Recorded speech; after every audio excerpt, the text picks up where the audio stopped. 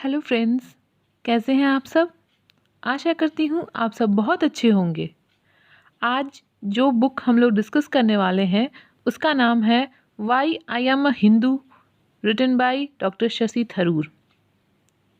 Times of India में लिखा गया है, why I am a Hindu is a robust defence of Hinduism in all its vibrant pluralistic glory. It is a must read for every politically curious Indian and not only for जनेऊधारीज।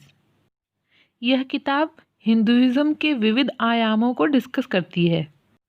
Huffington post इस किताब के बारे में टिप्पणी करता है, at a time when debate has been reduced to a cacophony of slogans and insults by bhakts, Tharoor's writing may just come as an eye-opener to all of us. यह किताब हिंदुइज्म के ऊपर एक बैलेंस नज़रिया प्रस्तुत करती है।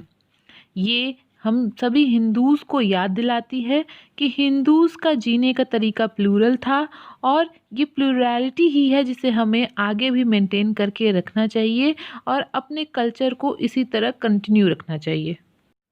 इन this book why I am a Hindu, Shashi Tharoor gives an intellectual insight about the world's oldest and greatest religion, that is Hinduism.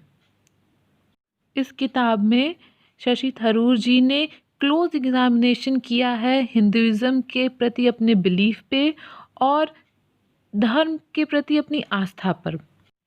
He talks about the great souls of Hinduism such as Adi Shankaracharya, Patanjali, Ramanujam, Swami Vivekananda, Ramakrishna Paramhans और बहुत से ऐसे बड़े बड़े चेहरे जिन्होंने Hinduism के essence को समझाया है और बढ़ाया भी है।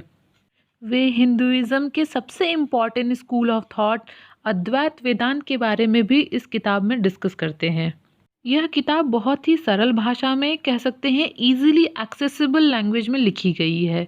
जैसा कि हमारे मन में धारणा है शशि थरूर जी के बारे में कि उनकी किताब को अगर पढ़ना होगा तो हमें डिक्शनरी उठा के पढ़ना होगा तभी समझ में आएगा, बट इस किताब में ऐसा कुछ भी देखने को नहीं मिलता और शशि थरूर जी ने एक लेमन लैंग्वेज में इस किताब को लिखा है। ही explains important aspects of concepts of Hindu philosophy like पुरुषार्थ, भक्ति और इन्होंने गीता के पाठों को भी इस किताब में समराइज़ किया है। इसके साथ साथ विवेकानंद जी की फ़िलॉसफ़ी और हिंदुइज्म के हैबिट्स जो आम जनता द्वारा प्रैक्टिस किया जाता है, इन चीज़ों के बारे में भी डिस्कस किया है। इस किताब में उन्होंने आज के एरा में हिंदुइज्म को लेकर जो पॉलिटिक्स चल रही है उसके बारे में भी डिस्कस किया है।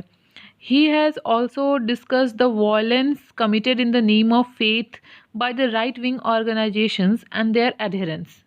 He has analyzed Hindutva and also explained its rise.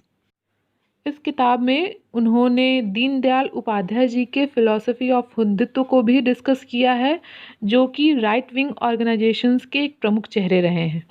Shashi Tharoor ji ने एक्सट्रीमिस्ट भक्त की को क्रिटिसाइज़ करते हुए कहा है कि हमारी इंडिया की जो डिस्टिंक्टिव कल्चर है, हमारे इंडिया का जो ग्रेटनेस है, वो क्षीण होता जाएगा अगर रिलीजियस फंडामेंटलिस्ट को इसी प्रकार से अलाउ किया गया कि वो भ्रांतियाँ फैलाते रहें। उन्होंने इस बात पर भी इम्फेसिस किया है कि it is precisely because of Hindus form the majority that India has survived as a plural secular democracy. यह किताब 3 सेक्शंस में डिवाइडेड है. फर्स्ट सेक्शन डिस्कस करता है माई Hinduism, which looks at every aspect of the religion, its principles, schools, tenets, teachers, teachings, as well as some of its more questionable social practices. जो आज हमारे समाज में जितनी भी practices ज्वलंत हैं, जिस पे डिस्कसन किया सकता है, वो इस किताब में डिस्कस की गई हैं. दूसरा जो सेक्शन है, second section, it deals with political Hinduism. Shashi Tharoor ji ने आज के पॉलिटिक्स को भी बहुत अच्छी तरीके से एक्सप्लेन किया है. ही explains the ways in which political leaders strategists, thinkers, and their religious allies have attempted to hijack the faith for their own ends. क्योंकि पॉलिटिशियंस अपने अपने फ़ायदे के लिए धर्म को हमेशा इस्तेमाल करते रहे हैं। तो उन्होंने इस किताब में उस आयाम को भी डिस्कस किया है। The third section is about taking back Hinduism, in which Tharoor talks about how we might free Hinduism from the excesses and perversions it has been subjected to and restore it to its truest essence.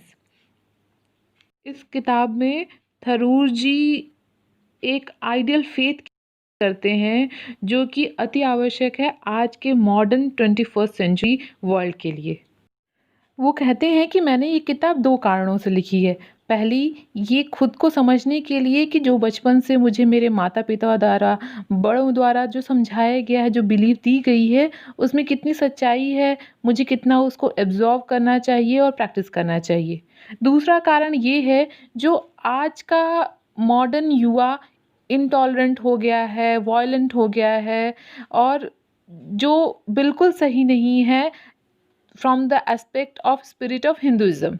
तो इस चीज़ को discuss करते हुए इन्होंने इस किताब में Hinduism के फेथ्स को डिस्कस किया है। इस किताब के शुरुआत में ही थरूर जी ये कहते हैं कि मैं बिल्कुल क्लेम नहीं करता कि मैं कोई साइंटिस्ट हूँ जो संस्कृत का बहुत ही बड़ा विद्वान है या स्कॉलर ऑफ हिंदुइज़्म।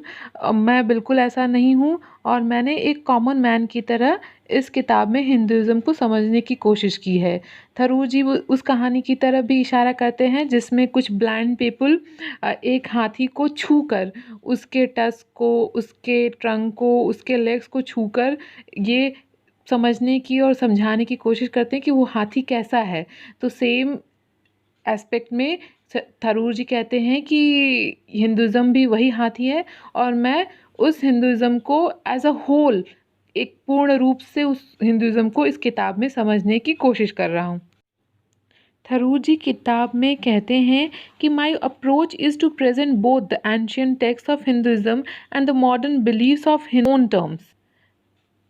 मैं हिस्टोरियंस, थियोलॉजियंस और सोशल साइंटिस्ट के थ्योरेटिकल एस्पेक्ट को नहीं डिस्कस कर रहा हूँ। इस किताब में मैं उस अप्रोच को लेकर चल रहा हूँ जिससे जो रीडर्स हैं वो एक लूसिड, रिफ्लेक्टिव अकाउंट हिंदुइज़्म का पाएँ और वो समझें कि one of the world's oldest and greatest faith is Hinduism.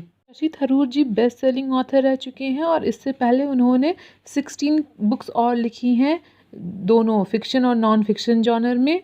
मैं आप सभी को रिकमेंड करूँगी कि आप उनकी किताबें पढ़ें और इस किताब से आप शुरुआत भी कर सकते हैं। बहुत अच्छी किताब है और अगर आपको मेरा ये डिस्कशन पसंद आया हो तो please do like, share and subscribe my channel for more further interesting videos. Stay tuned. Thank you. Have a nice day.